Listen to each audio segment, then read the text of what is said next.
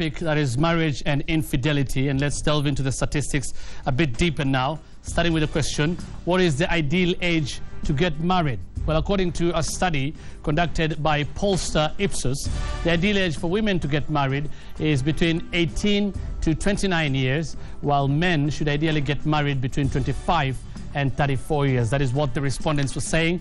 What do Kenyans consider the most important thing when choosing a marriage partner? And the study found out that love is not the first consideration. It is the character of that person at 31%, followed by potential to offer support at 12%, good mannerisms at 11%, and then financial stability comes next at 10%. Love, you can see there interestingly, comes at 9%. That is the fifth considered. Now, but even then, how faithful are Kenyans in marriage? Apparently, infidelity is common, with 64% of the respondents saying they know of at least a married man who is having an affair, and only 36% there you can see saying they are not aware.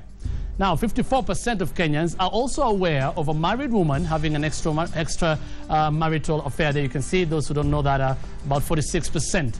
But Kenyan sample believe that infidelity amongst men is more acceptable than amongst women. 11% think it is okay for a married man to have an affair, while only 3% think it is okay for a married woman to have an affair. Why? The reasons here you can see. For a man to have an extramarital affair, 32% of the respondents polled believe it is just natural for a man to be unfaithful. 25% said it's lack of sexual satisfaction. 7% they're saying are blaming it on culture and tradition, and 6% say it's fine, that is, if their financial status would allow them to. Now, all this notwithstanding, majority of Kenyans somehow still say they love their marriages. 63% of those polled are either happy or very happy in their marriage, while only 15% are generally unhappy. Now, look at this. Those that are neither happy nor are happy are at 22%. Not sure there you can see. Interestingly, also more men than women say they are happy with their marriage. On a scale of 1 to 10, 7 out of 10 men are happy with their marriage compared to only 6 out of 10 women. Now, respondents were also asked whether they would marry the same spouse again, and an overwhelming 76% said they would.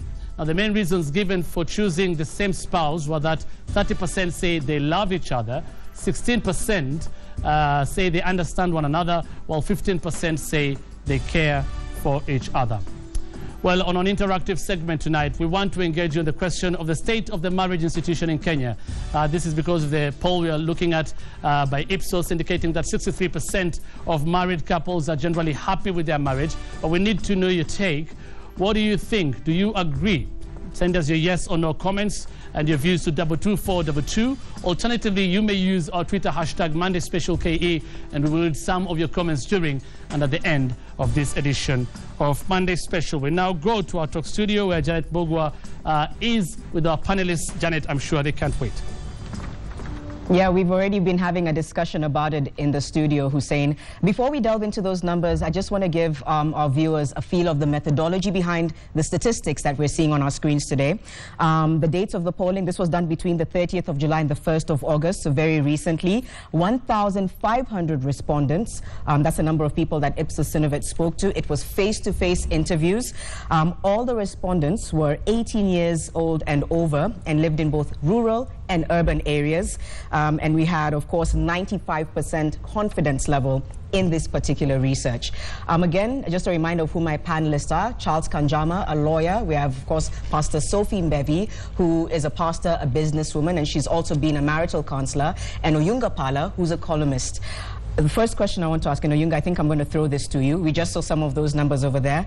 Reasons why infidelity is acceptable for men. 32% say it's natural. Please explain that. This numbers are surprising. I mean, I'm just surprised how many people are happy. I think for most guys, they would say it's natural because traditionally in society, we're more cultured to get away with it. Mm-hmm. So for a lot of people, it's what they have seen men do. So they tend to feel that it's a natural. It might not be politically correct, but it is the way things have been. So I can understand where the natural sense of feeling comes from. So there's a bit of a contradiction there, Pastor Sophie. 32% say it's natural for men to be unfaithful, and then you see an overwhelming number of people who are supposedly happy in their marriages. It almost doesn't add up. I would say that if you do not know that you have the right to expect better, then you're just happy with what you receive. And I really agree with what Oyunga says, that this is the way we have seen things happen, and so we tend to accept them as the norm. As so people are settling, would you say? Yeah, people are settling, but and I'm saying they shouldn't. I don't think that it is natural for men to stray. I don't think that it is. I don't think that we should accept it as the status quo and say we are happy with this thing, let's expect it, let's promote it. Yeah, because if you expect it, then you get it, and you sort of sanction it. Yeah. Are people settling in their marriages, Charles? Janet, before I answer the question, let me clarify that according to the opinion poll, most Kenyans think that it is wrong actually to have an affair. Indeed, 11% of men only think it is okay, and 3% of women only. So of that small group of the respondents who thought it was okay to have extramarital affairs, 30% of them said that for the man it is natural. But that is a small portion, and for me I'm quite, I must say, positive about these figures, because the expectation you get from listening to the media is that most marriages in Kenya are in crisis. But the figures of this study, which is scientific, are showing that actually most Kenyans are making a struggle to make their marriages work. You have over 70% who would marry the same spouse, and people are happy with their marriages, not necessarily because of superficial reasons, but they have deep reasons that they've quoted. So I think generally these are good news for Kenyan families. There are problems, but it means the problems are not as deep as we thought they were.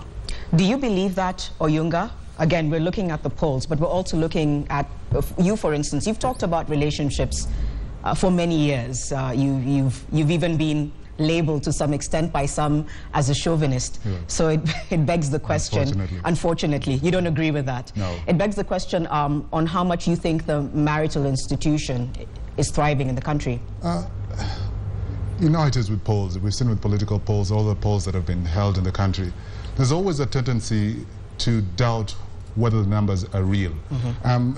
Seriously, I'm really surprised by these numbers, and if Kenyans are happy in their marriages, I would have my doubts. Why would you have your doubts? Natural tendency for people is to say the obvious. You know, you walk up to somebody and ask them, are you happy? They'll probably say they're happy, because it seems like the most natural thing to say. But if we look, I mean, people do tend to dismiss the media, but the media tends to turn a mirror on society and tells us exactly what's going on. And throughout time, we have seen generally that the media has become the one place where people can voice their frustrations. And I don't think it would be that easy to dismiss those frustrations that have been coming through constantly. If you look at what the magazines are panning out, these issues arise, and the societal issues that bring about this disconnecting marriages, the way we sort of are cultured to sort of now relate. Things have changed, and I think I've got problems with this poll. You've got problems with this? Yeah. I have a theory, and I like to use the analogy of a balance sheet. A balance sheet, okay, and I must give a disclaimer at this point that I'm not a financial expert or anything, but a balance sheet shows you both the negative and the positive. Then down there, it gives you the sum total of that transaction, and it's either good or bad. Now, I'm not saying where if happiness means perfect marriages where there are no disagreements, where people, I mean, don't get mad at each other, then there are no happy marriages. I can guarantee you. How long have you been married, Pastor Sophie? I've been married 16 years this August. Okay. Yes. And so you obviously are a supporter despite the ups and downs. Yeah. You've also counseled couples, premarital, who are in a relationship. What was the main thing that you found with regards to the issues that are really bedeviling, I would say, couples in Kenya? Just lack of preparation. Lack of preparation? Yes. I would say marriage, besides your what is the biggest decision you've ever made? It's probably about your career. Isn't that so?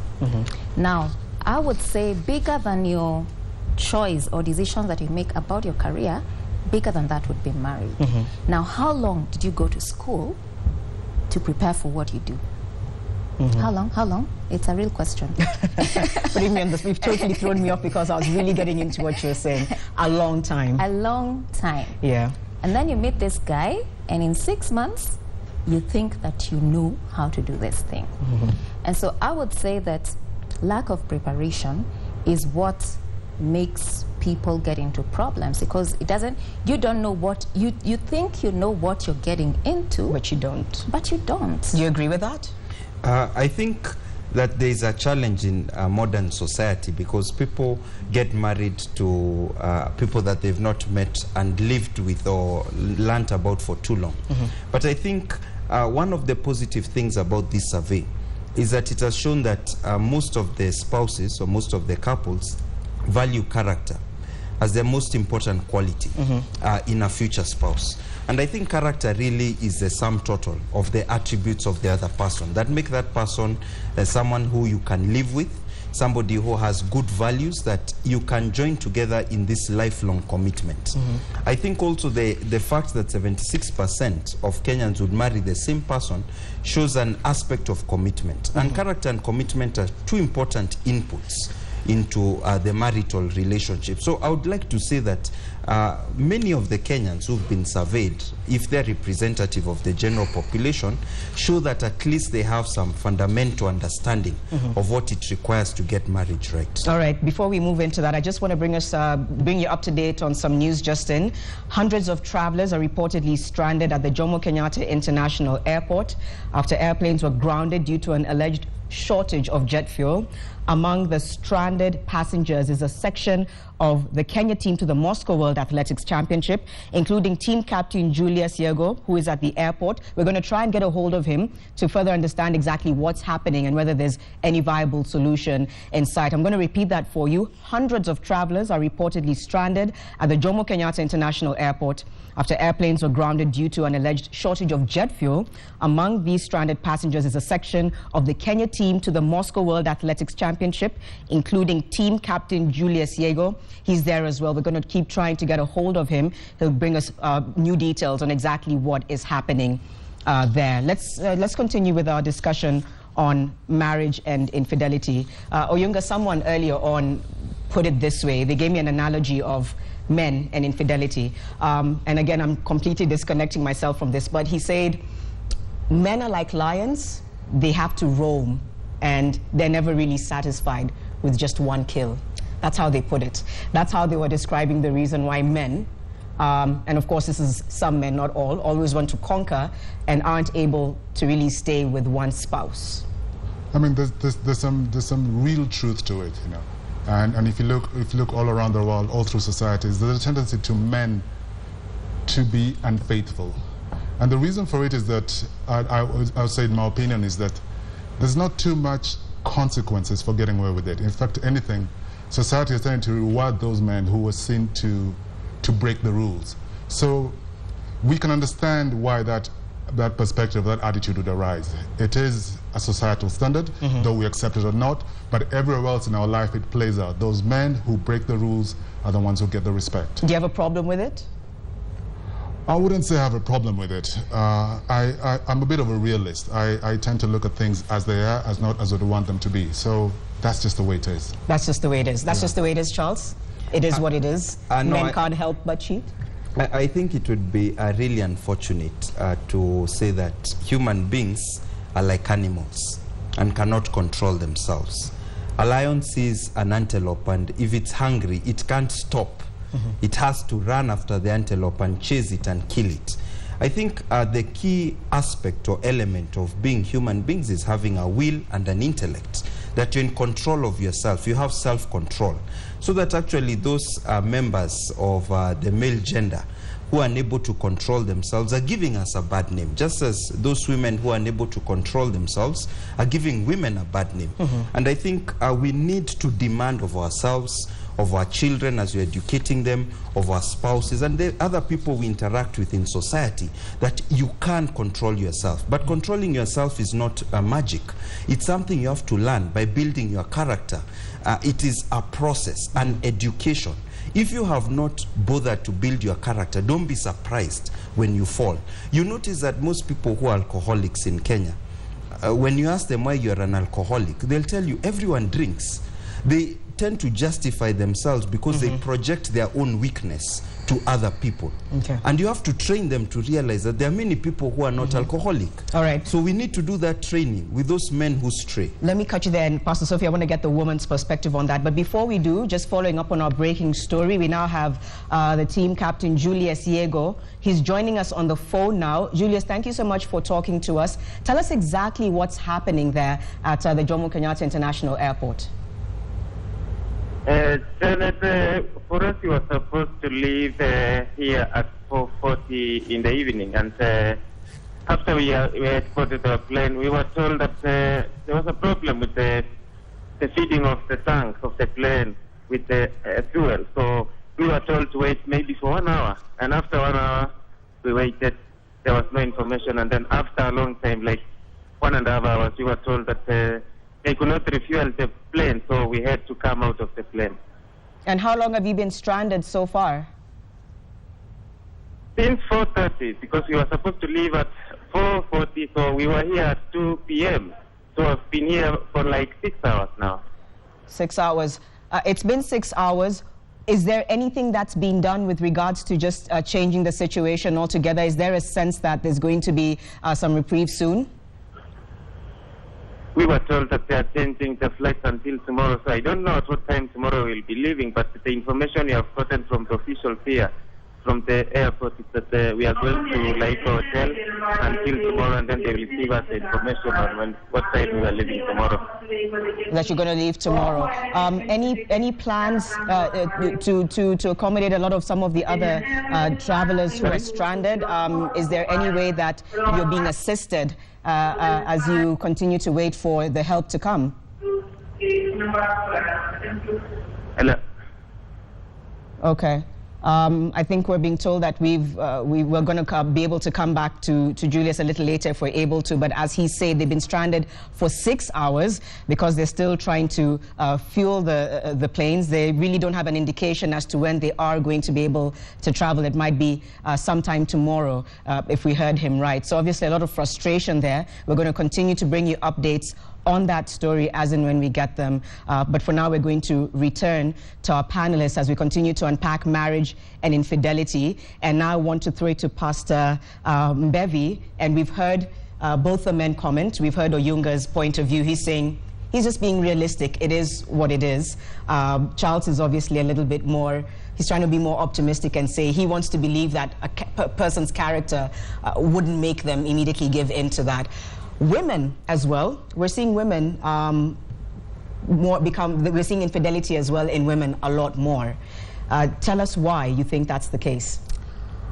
I wouldn't say that I know for sure why, but I think just out of this thing of, from the little I have interacted with women on this matter, they feel that if the men are allowed to do this thing, so how come we are not allowed to do this? But I would say that two wrongs do not make a right. And I think it's a terrible thing for women to go down that road, because I think that by the time a woman gets to that point where they begin to behave, quote unquote, like a man, I think things have gone south, honestly. Because and this is maybe this would be a little bit controversial here, but I would say for men, sex could be, or infidelity, sorry, are we allowed to say sex? Yes. Yeah. Yes, we can. All right, yeah, it's something that they can do without putting their heart into it. By the time a woman gets to do that, then it's really, really bad. She needs like help. There's deep-set issues there. You agree? Yes. Before we take a break, or Yunga, you wanted to say something? The world is changing. If anything, women I think the reason why the numbers were not higher is probably they weren't ready to confess, because a lot more secretive. Men don't know what's happening, and things have changed. Women and men are playing the field just as hard as they can. So society is in an interesting place. We're in a mix where our sense of values have shifted. We have one leg in a traditional society that's not existing, in a way sort of living in a sense of illusion. The reality is that the values as we held them, the values that we want to live up to, do not exist. And we're struggling just to hold on to what we knew. Okay. So I think the best way around it is just to face the facts that this institution, as we know it, is in trouble, and it's about time we examined it deeply. And stop sort of scratching the surface. We're going to come back in just a moment. For now, let's throw it back to